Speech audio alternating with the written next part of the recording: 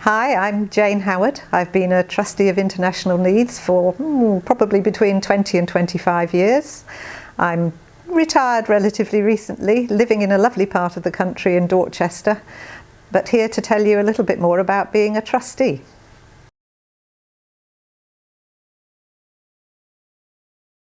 Well, I suppose the simple answer is Pete Staley, who was a very inspirational executive director.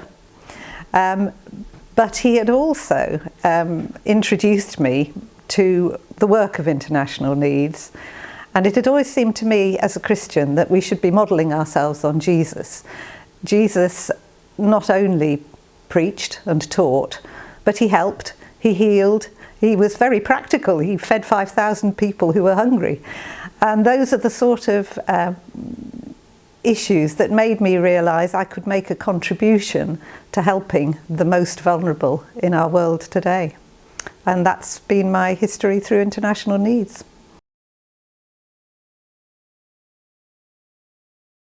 In schools, I'm a school governor as well, in schools the role of a governor is often called that of a critical friend.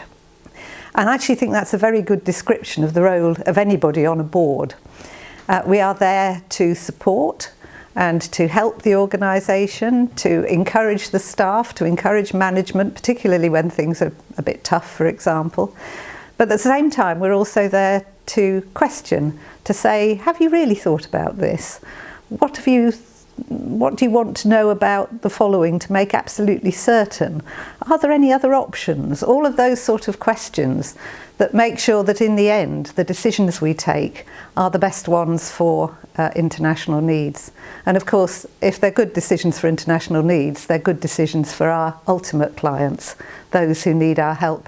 But every charity has objects, which are framed slightly peculiar ways, but they are legal documents. So that, for example, international needs' prime purpose is to give aid and development and to promote the Christian gospel. If we started spending money on building a swimming pool in our back garden, that would not be within the objects of the charity, and that is the sort of problem that the Charity Commission would want to know about. So we have to act within the objects of the charity. We have to report any incidents which mean that, for whatever reason, resources might have been misused. So it's really to do with what we would call good governance. And for most of the people who are trustees, that's part and parcel of what they've been doing in their working life as well. It's not an additional onerous burden. What floats all our boats is that we are impacting and helping those who really need it. And the individual stories of lives transformed, of communities transformed, reached not only with practical assistance, but with God's word as well. I mean, that is the real reward for each one of us.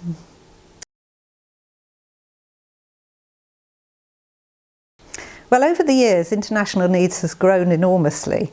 To the point now where we're raising something like £1 million each year to help folk. But the trustee board hasn't grown. And I think we all feel that we need to increase the size. But also, as you can see, some of us are a bit grey-haired now. And it's time for some, we hope, new blood to come in. We did a skills analysis. We analysed our own sort of strengths and weaknesses not that long ago and realised that there are 3 particular areas where we're a bit light on experience. And those areas are almost anything to do with the digital world. Communications and branding and all of that in a communication revolution, and fundraising. All of which are pretty central to what we do within the organisation. So those are the particular skills that we would like some help with on the board. But general management, general experience and a vision for reaching out in mission, those are the real fundamentals. Having the right skills would be a real bonus. But having the right heart, what is the real fundamental.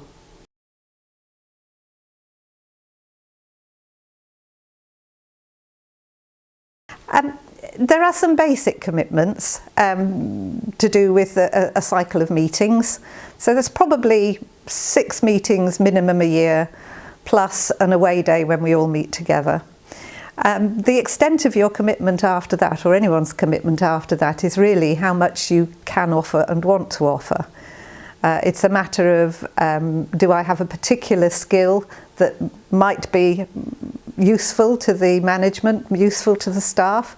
I'm a good proofreader, so I often get involved in proofreading magazines. Takes a bit of time, but actually, again, I can contribute a skill that perhaps doesn't immediately come to mind as being part of mission.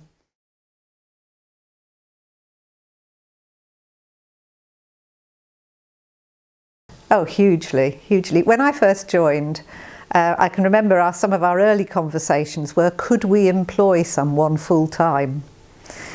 We were that reliant on God's blessing to get to the point where we had a proper organisation, as it were.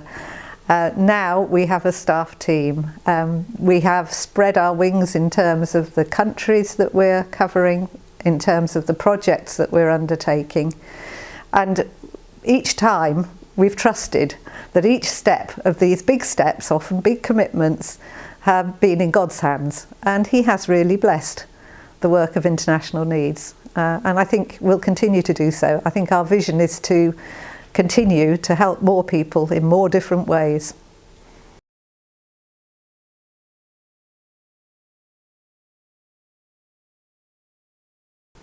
The support, I think, comes really at the beginning of the process, because if you haven't been a trustee before, there are certain legal requirements that the charity commissioners want to know that you can follow.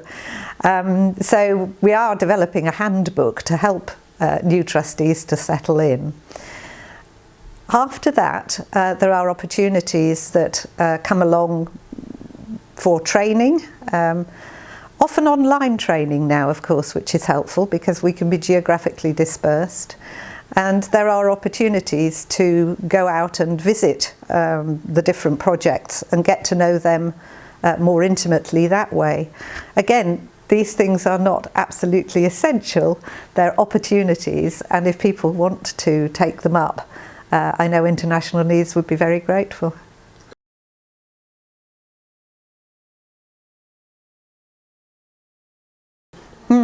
Well, we have different types of board meetings. We have all trustees together, where we really are doing a tour d'horizon of all things to do with both the funding side, the resourcing, but also projects and project progress.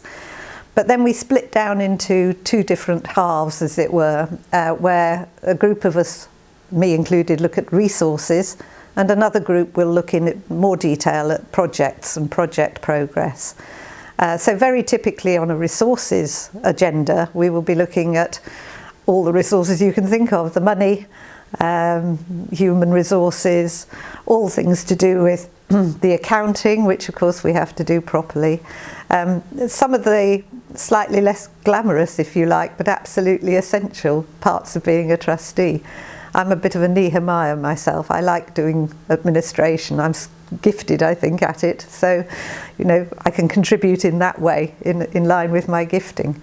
On the project side, that's perhaps the more glamorous side, where you're looking at assessing new and different projects, where there is progress, where we might be worried about reporting or progress, what has been happening, how we make people aware of what we're all doing.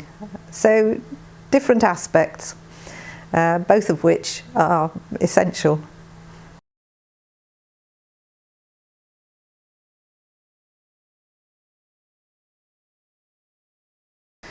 I think the timescale is quite flexible, because we want people who are coming on the board convinced that they have shared our vision.